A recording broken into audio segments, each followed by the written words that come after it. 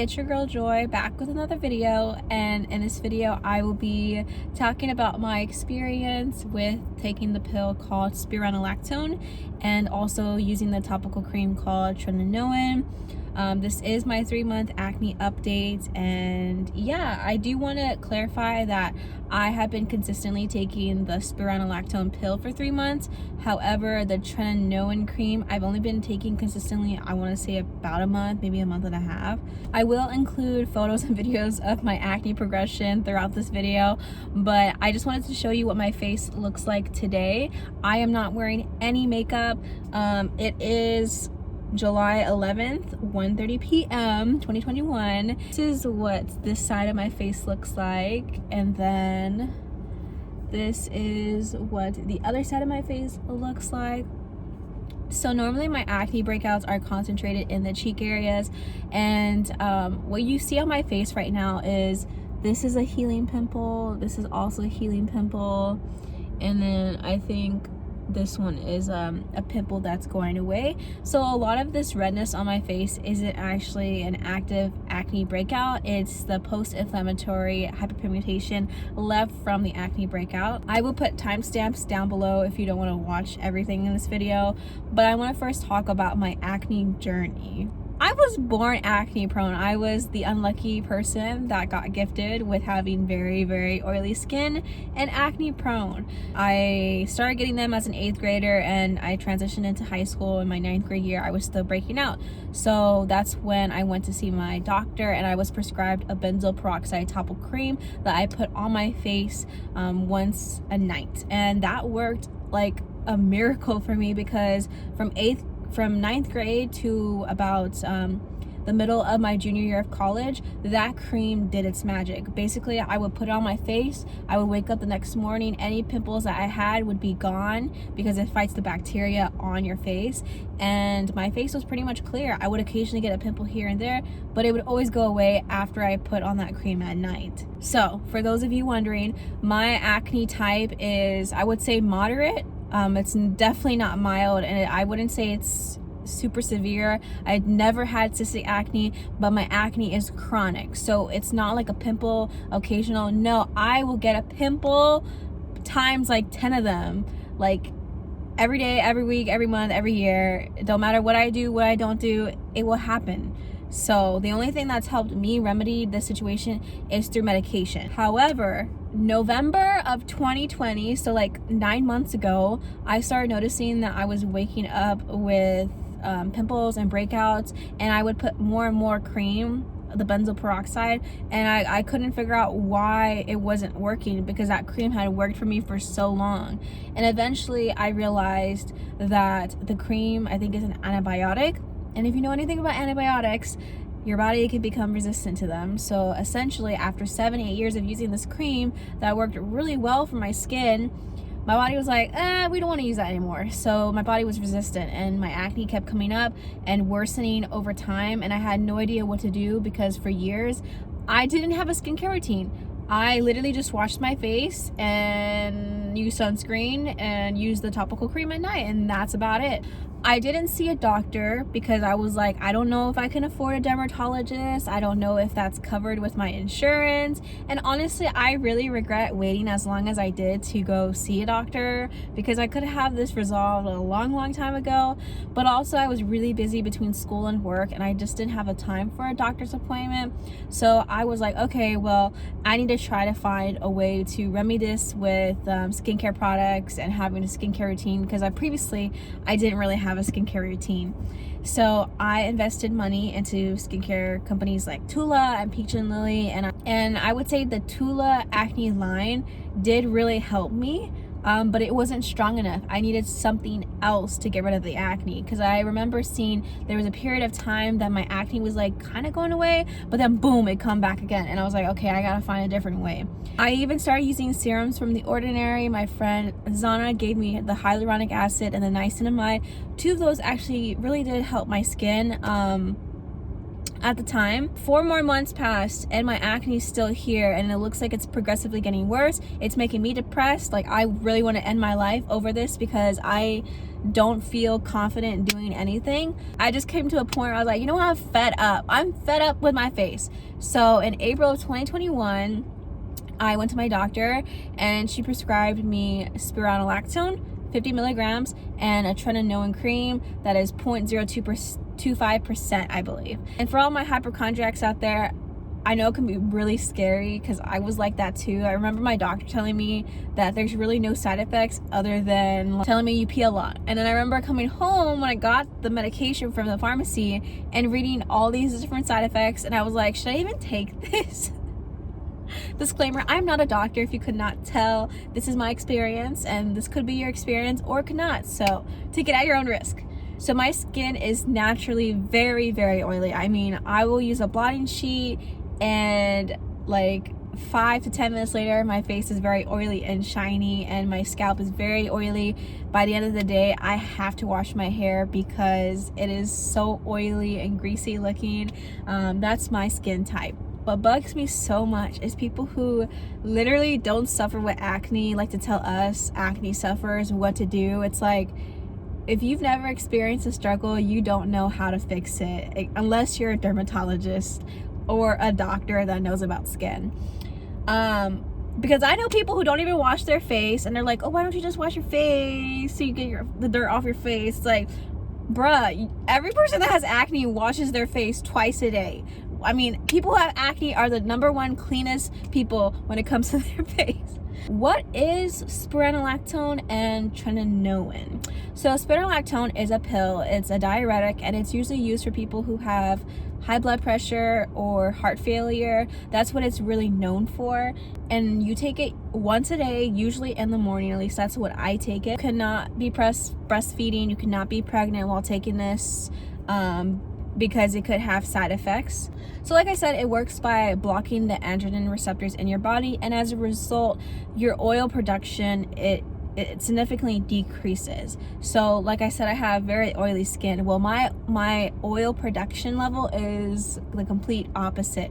I would say that my skin is probably more normal, on the normal to dry side, because it's not super like dry, flaky, but it's definitely a lot different than when I had oily skin. Like my face was like naturally like moisturized. And if you have insurance, this pill is relatively affordable. I think a 30-day supply is anywhere from like $1 to $3, and if you get like a 90-day supply, it's like maybe like $6. So very cheap when it comes to acne medication, which I love. The tretinoin is a topical cream that you put on at night, and basically it makes your cell turnover on your face, on your skin, go faster, which helps to get rid of your acne. Like, so these red marks here, it also helps to fade those over time. Now I'm going to show you pictures of what my skin looked like the past 3 months. So here we go.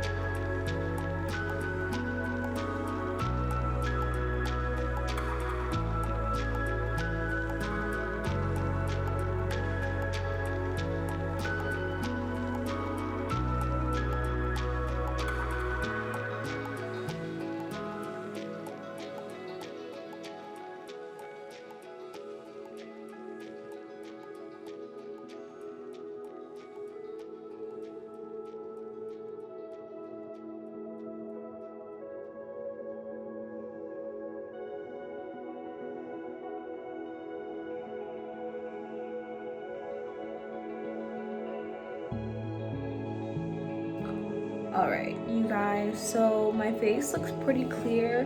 However, I'm getting some new pimples, and that's a bit concerning, and I'm not sure why.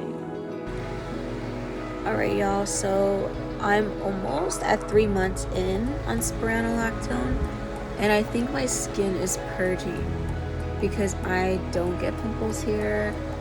I'm like getting them everywhere, like new pimples, and for a while I haven't been getting new pimples. This is so frustrating because now I'm gonna have to wait several months for these hyperpigmentations to go away.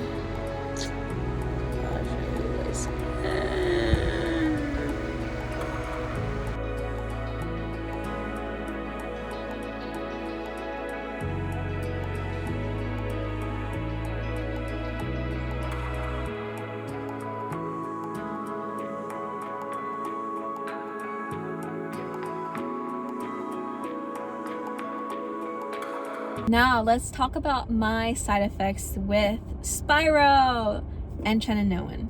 Luckily, I really haven't had any negative experiences being on this pill. I haven't had anything. My life seems really normal other than the fact that I'm taking a pill, which is very annoying.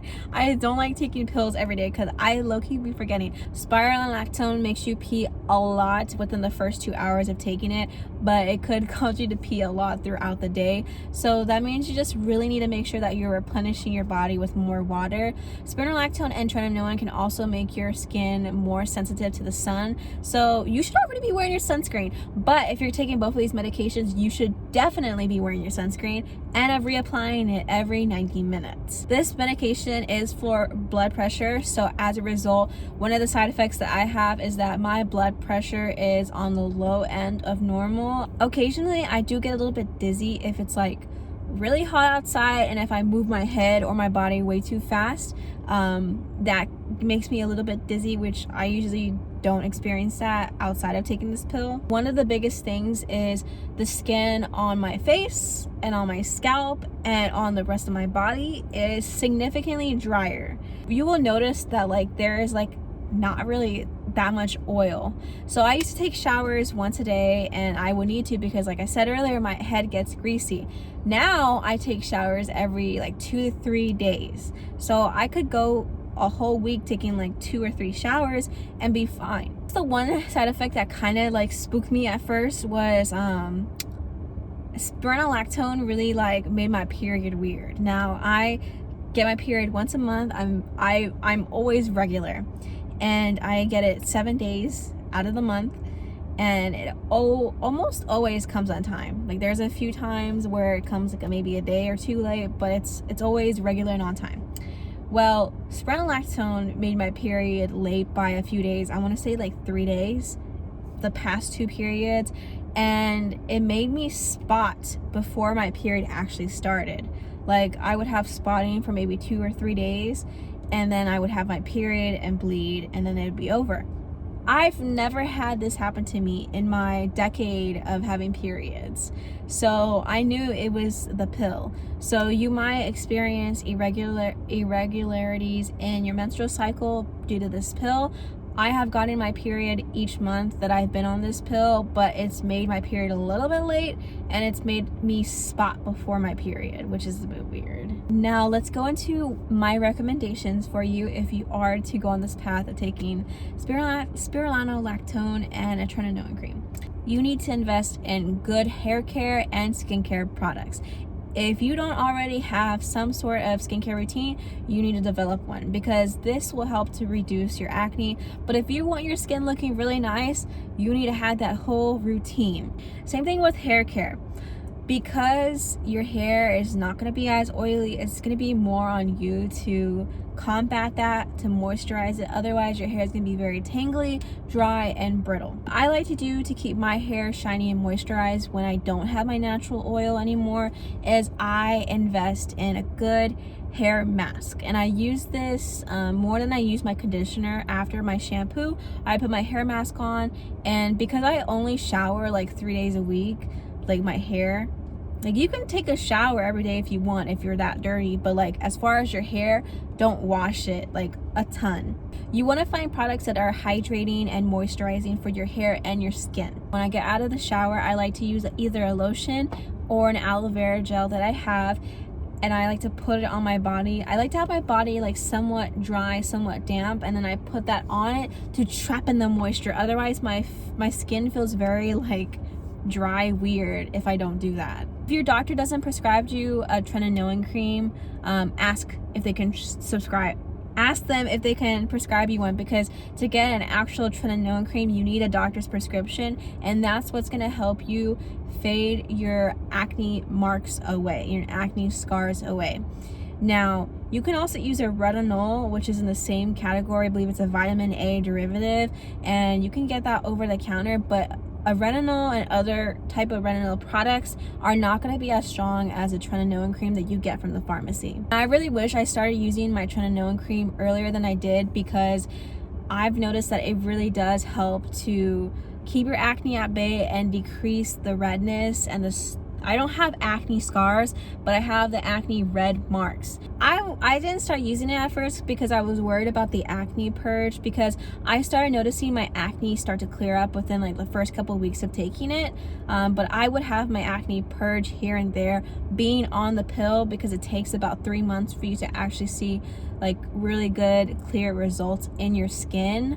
But you will see some improvements here and there at the beginning as well, but there will be more acne coming out from underneath the surface during that time as well. But I don't think I've actually had a purge using the tretinoin cream. I think it's because it's a really small dosage, but in my experience I haven't had any purge with tretinoin. Get you a pill container that looks like this, because I'm telling you, you will forget. Do not eat too much food rich in potassium, especially in one sitting, because this does affect your potassium levels. Drink lots of water. You will get dehydrated really fast. I would recommend monitoring your blood pressure. I don't do it every day, but every once in a while I'll just double check. All right guys, I had to put my sunglasses on because it's getting too bright out here. So this is what my skincare routine looks like. If you want an actual video of me doing my skincare routine, please comment down below and let me know. But I'm just gonna talk about the generic random products that I use. So I have been having a consistent skincare routine for the past 8 months. I've tried many different products here and there between the last 8 months. One of the things that I do is, if I'm wearing makeup, I do a double cleanse. I use a micellar water with a cotton cloth, and then I will use an oil-based balm that I can rub on my face so it can break down the makeup particles. Then I will use a gentle, emphasis on gentle, cleanser.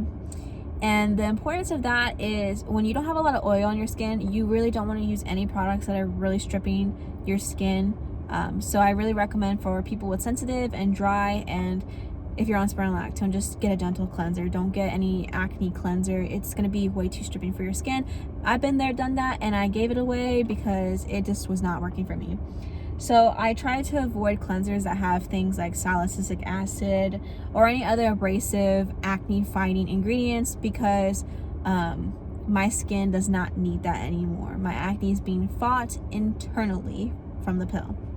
The other reason for this is, if you are using a tretinoin cream at night, you don't want to be over stripping of your skin. So you don't want to be using benzoyl peroxide or salicylic acid or any other product that is usually used for acne that strips your skin, because your skin is being stripped way too much, and you can actually damage your skin's barrier when you strip it too much. So just be very careful with that. You can use the acne cleanser in the morning if you want, and then just use a gentle cleanser at night alongside with your tretinoin cream. I would just recommend using a gentle cleanser. So the next thing that I do after my cleanser is I use a moisturizing toner. I'm using one with hyaluronic acid. If you know anything about hyaluronic acid, it maintains the moisture in your skin. You want to avoid toners in general that have alcohol in them, because it's very stripping of your skin. So next, I follow up my toners with some type of serum or oil. I started off using hyaluronic serums or niacinamide serums, and now I've been using this vitamin C rose oil from Bioessence. I love it. I'm obsessed. For some reason, niacinamide burns my skin now. I don't know why, but like ever since I've been on the Spiro and tretinoin, my skin burns when I put niacinamide on my face, and it never burned before that. After that, I use an hydrating eye cream, and I also moisturize my face with a hydrating moisturizer. This is very important. And then the last step at night is putting a tretinoin cream on. If it's the morning routine, then it's sunscreen. Do I recommend you to take this? Yes, I do. I do. I've had a positive experience on this pill, and I'm really glad I took the risk and took it. I think the biggest thing you have to remember is that everybody acts differently to medication, and you really never know if you can tolerate it until you take it. So I can sit here all day telling you my experience, and you might have a better experience, you might have a worse experience, but you won't know until you take it. Personally, I think if you're struggling with acne and it's making you depressed and not confident, I think it's worth the risk. I think try it out. See if you can get a lower dosage, and if it doesn't work for you, then stop and try something else. But you never know until you try. So don't be scared of the side effects. I've personally been fine. It's important to keep in mind that if you do take this pill, you will have to take this every day for the rest of your life, because once your face is completely clear of the acne, your acne will come back once you stop taking it. This pill is not Accutane, and even if you do go on Accutane, your acne can come back. So the biggest thing with this is being consistent and taking it every day. So if you know that you are not going to be consistent with taking a pill, or you don't want to take a pill every day for the rest of your life, then maybe you shouldn't consider this option, because that is what it's going to require out of you. If you plan on getting pregnant or you're breastfeeding, or one of the two or both, I would say if this is a goal you have in the next year or so, do not consider taking this, because I feel like it would be a waste of time for you. This product does not work overnight. It takes months and months for you to see improvement. Like, for example, this is my 3rd month taking this. I might not see my face completely clear until 6 months, maybe a year from now. And if you want to get pregnant anytime soon, don't go on this just to have to get off of it, because you need to get pregnant. So I would say that if you're like me, I don't plan on getting pregnant anytime soon, hopefully not even a decade from now. So if that's you, this might be a good investment. If that's not you, you need to find a different solution, because this will be a waste of your time. So I'm actually really happy with the improvements in my skin. My face is significantly clearer than it was 3 months ago. However, my skin is not completely clear. I am struggling with post-inflammatory hyperpigmentation. It sucks. So yeah, that is my experience on Spironolactone and tretinoin. I hope that this helped you. If you have any other questions, please comment that down below. I will be doing a video at the 6-month mark, and if I'm still on this by the year mark, I will also do a video by then. So yeah, stay on this journey for my acne. I will have clear skin again one day. We are in this together. I know how you feel. I really know how you feel. It sucks, and I like cry every night when I see myself in the mirror. But you know, just be consistent, be patient, and your skin can start to look like this, because it took a long time. So that's the end of this video, guys. I hope you enjoyed it. Please leave a like, comment, subscribe down below, and turn the post notification on, and follow me on Instagram at _JoyIsabel_. So all the information will be in the description down below. I love you guys. Bye.